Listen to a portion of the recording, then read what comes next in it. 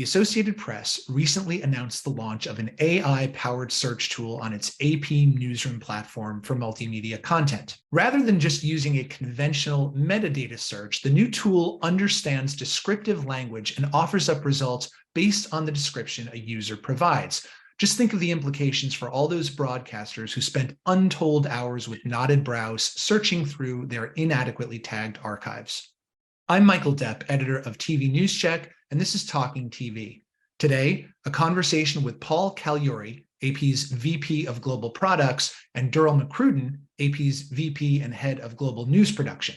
We'll talk about how AI is enabling a more accommodating kind of searchability across a massive archive and the widening implications for AI's usage in broadcast media asset management systems. We'll also talk about the widening use of AI at the AP, which was a vanguard adopter of the technology, and the ethical and operative guidelines it's adopting around AI's usage. We'll be right back with that conversation.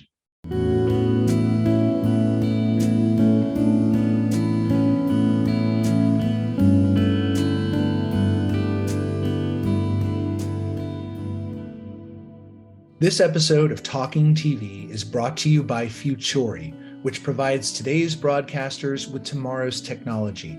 That includes podcasting system Post, which can extend your newscast's reach by automatically turning it into a podcast in a way that requires little to no work from your team. Learn more about Post at futuorimedia.com/post4tv. Welcome, Paul Caluori and Derl McCrudden to Talking TV. Thanks for having us.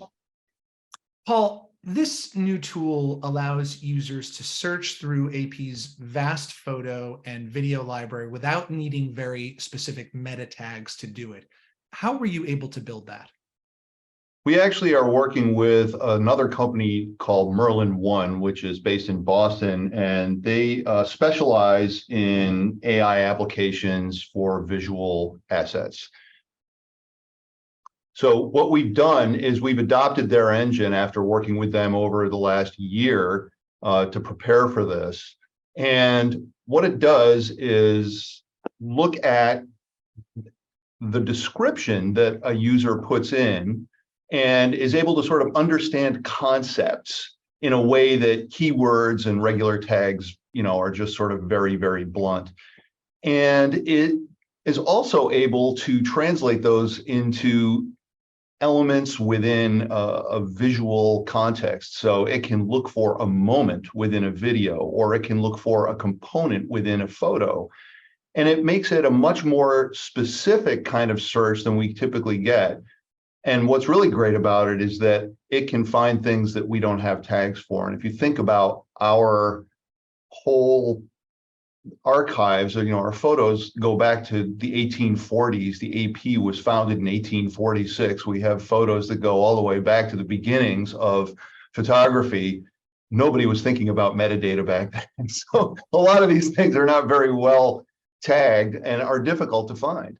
Right. This is a way to sort of unlock all of that, and we're very excited about it. Well, this is fascinating how this searchability works. So how accommodating can it be exactly for the user who has only a kind of very abstract or imprecise idea of what exactly they're looking for? That's such a great question, because it gets right to the heart of one of the things that this is going to change, which is the way people approach search, right? So typically people approach search with that sort of broad scope of what they're looking for, because that's how search works. I'm going to put in one or two keywords, and then I'm going to start sifting through a bunch of results to see if anything sort of grabs my fancy, right? If you want to search that way with this, you can say, I'm looking for, soccer games with a blue sky, or I'm looking for soccer games with, or excuse me, Derl, we might call it a football game. I'm looking for a soccer game with people who are wearing yellow uniforms, right? Because I'm an art director and I'm looking for a particular look. You could look for abstract ideas like that if you were looking for something you weren't quite sure what you wanted, and it'll return a whole lot of results. And then you start sifting through them the same way that you typically. Yeah, and that seems to be the problem. I suppose the danger here is that the user is then flooded with search results. So how can you avoid that or winnow that down in a more user-friendly way? I think that, well, we're always flooded with search results. Anything you search for, you get millions and millions of results, and you get past the first 10 and it gets pretty far away from what you were looking for. So I think the way around it is for users to start thinking a little bit more specifically about what they want. It's hard to find something if you don't quite know what you're looking for. So, if you do want something very specific, you can enter that into this search engine and it gives rather strikingly precise results. I've spent some time playing around with it. So I started looking, all right, show me pictures of Winston Churchill. Show me pictures of Winston Churchill, or show me video of Winston Churchill in a garden. And then somebody said, well, let's see if you can find him feeding birds. So, all right. So I literally typed in Winston Churchill in a garden feeding birds. That's pretty specific. And it came up with like 5 videos, and it went right to the moment where that exact thing was happening.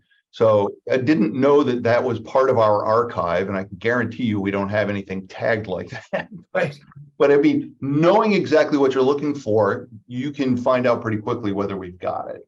So the more language you throw into this search field, the more it is going to winnow it down.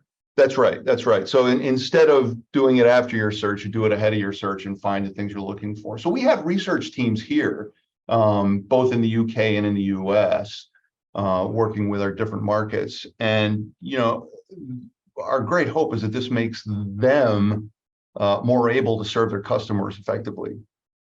Broadcasters are going to be quite interested in the underlying AI technology here because so many of them are wrestling with the archives that are woefully under-tagged, as you know. I mean, so for those who started to try to impose some order on all of that chaos, they've been going about it by having AI wending through and adding tags. And it seems like this isn't the same model now with this new tool, which would just appear to kind of circumvent the tagging process altogether. Do I have that right? I think that's right. Yeah. In fact, I was just talking with one of the people who work on the engine before this conversation, and I asked that question: whether do you anticipate that your service would be, you would add in tags? And he said, no, actually, this is, I think I'll tell you, I really think that the AP would be better served by using our own tags along with a third-party search engine or any sort of AI engine to find content, because we have a specific set of tags that we use to identify things. And my colleagues who work with Derl in our news department have specific ways of tagging things. And I'll bet you that most organizations have their own ways of tagging things. And to the extent that any one organization can be consistent about how they tag things, that's miraculous in and of itself. If different organizations can be consistent in the way they tag across multiple organizations, I don't think that's a much higher peak to climb. And so I think philosophically, it makes sense not to try and impose that. That said, I'm not sure that, I want to make clear, I do think that some level of metadata tagging and AI search combined will give us the best results. Because for breaking news, for example, an AI agent that knows how to find particular things within, concepts within a visual is very good, but it won't know that at 3:02 p.m. yesterday, a dam broke, and that it was in this particular province. It's not going to know that kind of specific information, and that's where metadata is really, really, really valuable. Yeah, I'm just thinking about the idea that every company might tag in exactly the same way. If wishes were horses, then beggars would run. Paul, is this tool public facing, or is it only available to AP members? It's public facing because it's both. We have an e-commerce function at AP Newsroom that walk-up users can use to find visuals.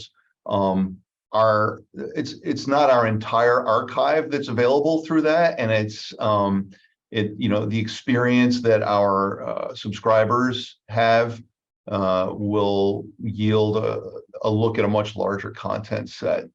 And also, our subscribers have the benefit of working with our staff, who are those researchers I talked about and other experts who work on this. So it's there, but it's there for the walk-up public.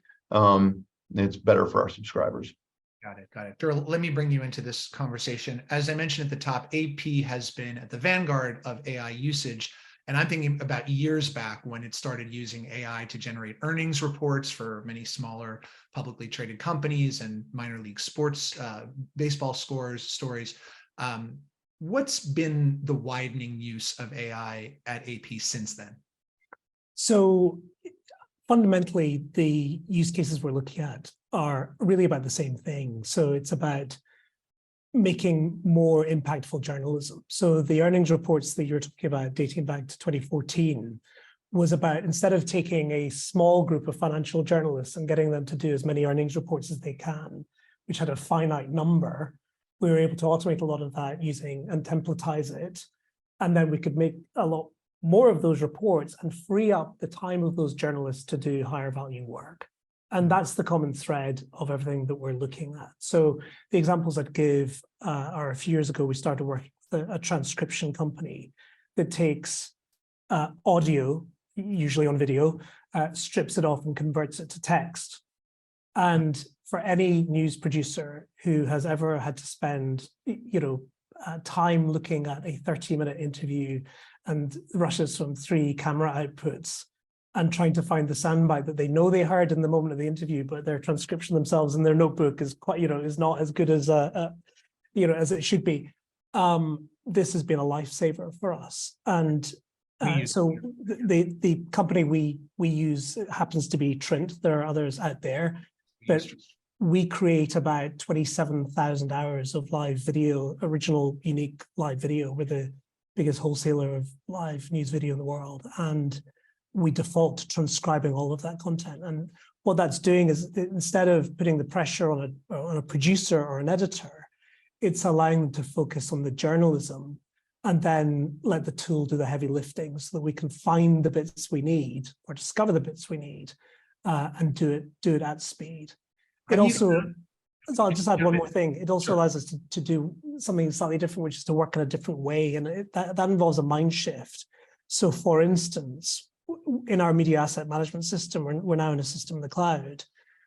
It integrates with that. And instead of having to shuttle up and down or drag a cursor up and down a timeline, we're able to go to a print transcription, find the soundbite we want, highlight it, and then it drops down into the edit. And it's a different routine, if you like, from what we've all kind of growing up and what we all got used to. Mm-hmm. Have you found beyond the sports and the earnings reports I mentioned before, have you found a wider application of sort of templatizable stories using AI to generate those? Well, we're not doing that, but anything that revolves around a verifiable data set is, that's fair game. So there are, the one application we are looking at is around localizing our content. So for instance, when we do stories that are about, I don't know, the price of gas in different states, or about, particularly in the US, things that affect different communities across the country, we can then localize, we can then give our customers and our members the tools to localize that content so they can drill down into specific data sets around a bigger story. And that allows a kind of degree of reformatting content and reformatting stories and applying them in a different way than would have been possible otherwise. AP is a very venerable and storied news organization going back, as you said earlier, to the 1840s. And so I'm sure that its forays into AI usage are coupled with some pretty serious ethical and operative principles. Can you describe how that process is playing out at AP, Derl? So that is a real-time conversation. I suspect every newsroom in the world is having this right now. Our standards and principles are what we live by, how we operate, and all of our, not just our journalists, but all of our staff members subscribe to those principles. But they have to not be set in concrete or in stone. They have to be relevant to the environment in which we operate. And what generative AI has created is an ever-changing landscape, which for some people has come out of nowhere, but for others, as you know, we've seen it developing over a long period of time. And so where we're at now is, you know, going back to basics, we've called out that we expect our journalists not to use those nascent generative AI tools to create journalism, unless it's something that is like a device within a story. We asked ChatGPT to give us a comment on this thing about generative AI, and you know, we've done kind of cute stories around that kind of device. But otherwise, we've actually sent an all-staff memo not that long ago saying, just a reminder, if you're unclear, that you know we're not using this kind of technology today. I think what it really leads us to is thinking very carefully about how we do take these tools and how they apply to us. I can't imagine, you know, I think we've all seen examples of tools out there that will create scenes out of nothing, or create scenes based on an archive and a database that it draws on. I can't imagine. We're about eyewitness journalism and about putting journalists into the heart of a story and faithfully telling that story. So the tools will help us in that work, but not create something out of nothing. For both of you, where are your own key areas of concern around AI's usage in news right now? For me, I would say it's about understanding how we can spot things that are not real or what they're not purporting to be. And that really, that means getting under the hood of generative tools to understand them, working with some of the big players in the market in order to understand how they're doing tagging, how they're doing metadata, how what's created out of a camera or a microphone is then tagged, and how we use that and make that available within the newsroom. That's some way off, but that's the direction in which it's headed. And do you mean watermarking that content when not just watermarking it and not just adding, well, yeah, I mean, it's that and other tools. And look, I'm a journalist, not a technologist, so I'll get out of my lane pretty quickly if I go into the detail. But basically, how we identify tags that are put on natively at the start of something being created. But this gets us to the bigger truth, which is, for us, we need journalists to do journalism. And that means using a gut check is something too good to be true, because it probably is. You know, if it seems that way, it probably is. So we still do journalism 101. So for us, it's about trying to spot the fakes. So to answer your question about what keeps me awake at night, it's the fakes that the generative AI tools can lead to, although it has a lot more positive uses as well, I suspect. Mm-hmm. And Paul, what about you? I'm right there with Derl. The question of whether this is real or not. So I'm responsible for products, and our customers are already asking us, how are you going to guarantee that what you're sending to us is authentic? And that is just central to the way our relationship with AI has to play out. We have to be able to be authentic all the way through. And particularly when we are looking at UGC, like it's one thing to work within our own journalism and our own people. It's another to identify other sources, and we need to do that. We need to do that on a regular basis, and we need to be able to stand behind it so that our subscribers can feel confident that what they're getting. I mean, that's always been our goal. What we strive for is for our subscribers to feel confident. This is from the AP. This is something I can stand behind, right? So being able to sort that out, and as Derl points out, there may be some great ways that we can deploy tools, and that's an ongoing conversation. But the thing that I'm most concerned about is authenticity. And I can imagine multiple scenarios, whether it's visuals or data or fill in the blank. We need to be certain that something hasn't been created by an untrustworthy source. Right, right. Well, I mean, this technology seems to be exponentially or almost exponentially more sophisticated and potentially also encroaching more and more on the journalist's role. Do either of you have a concern about that? Or does the whole industry need to come together around this issue to come up with some broader guidelines and principles by which everybody should be operating now? I think in an ideal world, yes, but you alluded before about the world where, metadata and tagging, gosh, if there was one system, wouldn't that be great?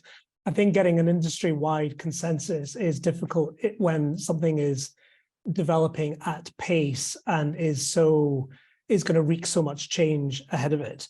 So I think, yes, there needs to be a wide-scale industry discussion about this, and I think that'll be ongoing.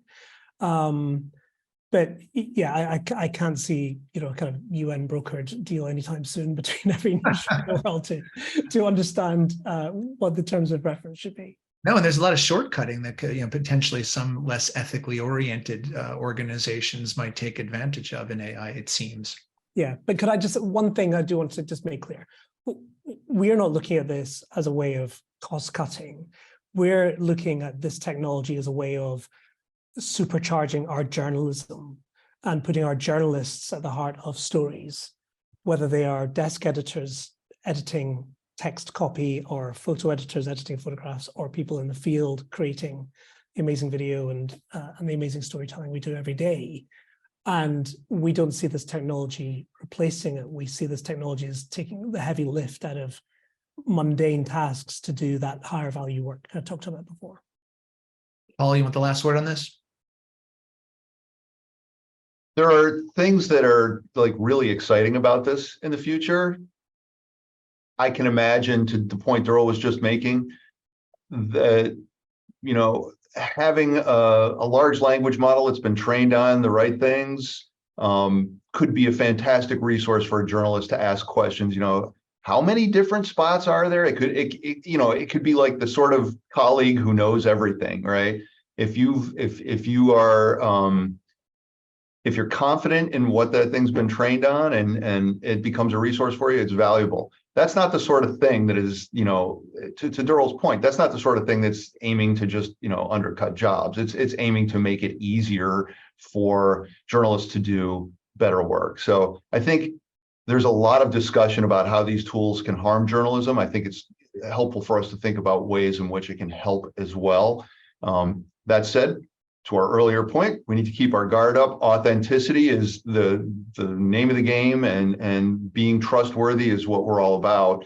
So it's a balance, particularly with generative AI. As far as the other types of AI, like this search and recognition tool that we've just launched, I'm just nothing but excited about our ability to find things that we couldn't find before. So it's important to remember that AI is not simply a matter of generative things that we have to scratch our heads over. Yeah, sure. Well, fascinating new tool that you've built there, and I'm sure broadcasters are going to look at it with great interest. Paul Caluori and Derl McCrudden, it's undoubtedly a Pandora's box that we've opened here. Thank you for sharing your thoughts about it. Thank you. You can watch and listen to past episodes of Talking TV on tvnewscheck.com and on our YouTube channel, as well as all the major platforms on which you get your podcasts. We're back most Fridays with a new episode. Thanks very much for tuning into this one, and see you next time.